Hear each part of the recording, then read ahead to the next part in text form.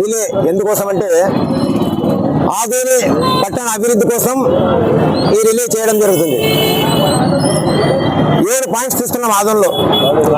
NDA ప్రభుత్వం వచ్చి 11 నెలలు అయిపోయింది. ఈరోజు ఉన్నటువంటి మన ఎమ్మెల్యే పార్సార్థి గారు ఎన్నో వాగ్దానాలు చేసి ప్రజల మాటలతో మొబ్బపెట్టి 11 నెలల నుంచి ఒక్క అభివృద్ధి పని లేదు. అసెంబ్లీలో మాట్లాడతానని చెప్తున్నాడు. ఏ మార్కెట్ విషయమో ఇంకొక విషయం కావాల్సింది ఆదోనిలో అభివృద్ధి గురించి ఒకటి చెప్తున్నా. మెడికల్ కాలేజ్ విద్యార్థి కోసం మెడికల్ కాలేజ్ ట్రైనింగ్ పడింది. మెడికల్ కాలేజ్ కంప్లీట్ చేయమని చెప్పని ఆయనకు డిమాండ్ చేస్తున్నా, కంప్లీట్ చేయమని. అలాగే ఇక్కడ ఓల్డ్ బస్ స్టాండ్ లో మున్సిపల్ కాంప్లెక్స్, షాపింగ్ కాంప్లెక్స్, అది మున్సిపాలిటీ డబ్బు కాదు, ప్రభుత్వ డబ్బు కాదు. ఫుట్పాత్ లో ఉన్నటువంటి చిన్న చిన్న వ్యాపారస్తులు, పూల వ్యాపారస్తులు అయితేనేమి, పండ్ల వ్యాపారస్తులు అయితేనేమి, చిన్న చిన్న వ్యాపారస్తులు లక్షల వడ్డీకి తెచ్చి మున్సిపాలిటీ కట్టడం జరిగింది. సంవత్సరంలో కంప్లీట్ చేస్తానని 3 సంవత్సరాలు అయిపోయింది. వాళ్ళు వడ్డీ కట్టలేక వ్యాపారం చేయలేక ఈ ఎండలో నలిగిపోతున్నారు. అలాంటి వాళ్లకు ఏదైనా జరిగితే మాత్రం మున్సిపాలిటీ అధికారులు జవాబారి, అలాగే ఆదోని శాసనసభ జవాబారి అని చెప్పి మీడియా ద్వారా చెప్పుకుంటున్నా. ఒకవేళ ఏదైనా జరగరాదు, దేవుని దయ వల్ల జరిగితే మాత్రం వాళ్ళ లబ్ధిదారులు తీసుకుని పోయి పెద్ద ఉద్యమాలు చేస్తానని చెప్పి మీడియా ద్వారా తెలుపుకుంటున్నా. మూడవది కబ్జాలు అంటున్నాడు. ఆదోని ఆయన వచ్చిన తర్వాత 2 కబ్జాలు జరిగినాయి. ఆ కబ్జాలు చేసినటువంటి కఠినంగా శిక్షించండి, ఆదోని పట్టణ ప్రజలకు భయం లేకుండా జీవనం చేయమని చెప్పి ఆ కబ్జాల కోరుల్ని కఠినంగా శిక్షించమని చెప్పి పోలీస్ డిపార్ట్మెంట్ కు డిమాండ్ చేయడం జరుగుతుంది. 4వది గ్రామ స్థాయిలో తాగడానికి నీళ్ళు లేవు, అయితే కూడా వాళ్ళు వలసపోతున్నారు. చిన్న చిన్న పిల్లలు గుంటూరు, బెంగళూరు, మద్రాసు వలసపోతున్నారు. వాళ్లకు ఉపాధి కల్పించి గ్రామ స్థాయిలో ఉండేటట్ల ప్రయత్నం చేయాలని చెప్పి ఎమ్మెల్యే గారికి డిమాండ్ చేస్తున్నా. అలాగే ఆదోని డివిజన్ లో ఎంప్లాయ్మెంట్ అంటే చదువుకున్న వాళ్ళు చాలా మంది ఉద్యోగం లేక రోడ్లు తిరుగుతున్నారు.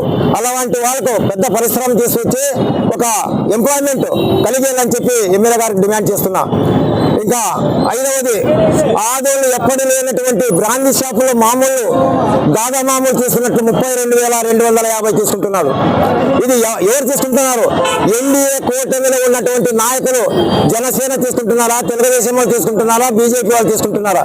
నేను ఒకటే డిమాండ్ చేస్తున్నా, ఎవరు తీసుకున్నా ఆదోని నియోజకవర్గంలో ఎవరు పాపాలు చేసినా అది పోయేది శాసనసభ్యులు పార్థసారథి గారు అని చెప్పి మీడియా ద్వారా తెలుపుకుంటున్నా. దీన్ని కంట్రోల్ చేసుకోండి, ఆదోని అభివృద్ధి చేయండి. ఇంకా నీకు 4 సంవత్సరాల టైం ఉంది. నీవు చెప్పినటువంటి ఎలక్షన్ లో చెప్పినటువంటి వాగ్దానాలని నెరవేరండి, ప్రజల పైన మంచి అభిప్రాయం. కానీ నిన్న ఈ రోజు ఎమ్మెల్యే గారు ఎక్కడ పోయినా మాటల్లో ప్రజల్ని మభ్య పెడుతున్నారు. మీకు ఒక బిరుదు ఇచ్చినారు ఆదోని ప్రజలు, మాటల మరాఠీ అని చెప్పి. మాటల మరాఠీ అంటే నీ మాటల్లో ప్రజల్ని మభ్య పెడుతున్నావు కాదు, ఆయన అభివృద్ధి అనేదే లేదు. అంతా అబద్ధాలు పెడుతున్నావు. నువ్వు ఎవరో తెలియదు ఆదోని వాళ్ళకు. 20 రోజుల్లో నిన్ను 18,000 మెజార్టీ తెచ్చినారంటే మార్పు అనేది వచ్చింది, మార్పు తెచ్చినారు. అభివృద్ధి చేయమని చెప్పి మా ఆదోని పట్టణ ప్రజల తరఫున, అన్ని రాజకీయ పార్టీల తరఫున, కార్మికులు, కర్షకులు, రైతులు, విద్యార్థులు ప్రతి ఒక్కరి తరఫున నేను డిమాండ్ చేస్తున్నా. Thank you. నా పేరు Desetti Prakash, ex market yard chairman Adoni. తాగునీళ్ళు లేవని చెప్పేసి ఎమ్మెల్యే ప్రచారం చేసి గెలిచినాడు. గతంలో మీరేందుకు దీక్ష చేయలే? 1920 నుంచి 24 వరకు సాయి ప్రసాద్ రెడ్డి గారు ఎమ్మెల్యే ఉన్నారు. ఆయన ఉన్నటువంటి ఎమ్మెల్యే వాళ్ళ ప్రభుత్వం ఉంటే కూడా ఎన్నో తెరలు నేను ఉద్యమాలు చెప్పిన. లాస్ట్ కు మీడియా ద్వారా ప్రతి ఒక్కరికి ఆదోళనలో ఉన్నటువంటి ఎవరైనా కానీ కబ్జాలైనా నా ప్లేస్ లో, నా ల్యాండ్ అంటే నా నంబర్ ఇచ్చినా, 20 రోజులు టైం ఇచ్చినా, ఎవరైనా కానీ నాకు అన్యాయం జరిగిందని నా నంబర్ ఇచ్చి నా దగ్గర రండి, ఎమ్మెల్యే ఇంటి దగ్గర తీసుకుని పోతా. సాయి ప్రసాద్ రెడ్డి గారు ఆయన దేవుడు కాదు, దయ్యం కాదు, ఆయన మనిషి మా ఇట్లా. ఆయన ఇంటి దగ్గర తీసుకుని పోతా. ఆయన ఇంటి ముందరే, అలా గేట్ ముందరే ఎమ్మెల్యేని అయిన తర్వాత ఎమ్మెల్యే తనని బయట పిలిచి మీరు అడిగినటువంటి క్వశ్చన్ నేను అడుగుతానని చెప్పి చెప్పడం జరిగింది. 20 రోజుల టైంలో నా మీడియా ద్వారా నా నంబర్ ఇచ్చినా, నా అడ్రస్ ఇచ్చినా కానీ ఎవరు రాలేదు. అంటే ఆ రోజు కబ్జాలు జరిగినది తెలియదు. కానీ ప్రజలు ఈ రోజు ఉన్నటువంటి ఎమ్మెల్యే గారు కబ్జాలు అంటున్నాడు. ఈ రోజు చేసినటువంటి 11 నెలలు 2 కబ్జాలు చేశాడు. ఇది ఆదోని చరిత్ర ఎవరు చేయలేని. ఎందుకంటే ఆధార్ కార్డు మార్చి ఒక పేరు మీద ఉన్నటువంటి ఆధార్ కార్డు తల్లి మీద చేసుకుని రిజిస్టర్ చేసుకునే ఘనత ఒక డాక్టర్ రవికిరణ్ గారిది. రెండవది ఉన్నవాడిని సంపి మండిగిరి ఈశ్వరప్ప ఉన్నవాడిని సంపి డెత్ సర్టిఫికేట్ తీసుకుని ఫ్యామిలీ సర్టిఫికేట్ చేసి 31/12/24 రిజిస్టర్ చేయడం జరిగింది. సబ్ రిజిస్టర్ గారు కంట్లో ఏం పెట్టుకున్నారు? ఎవరికైనా భూమి తెలియదా? వాడు ఉన్నాడా సత్యనారాయణ తెలియదా?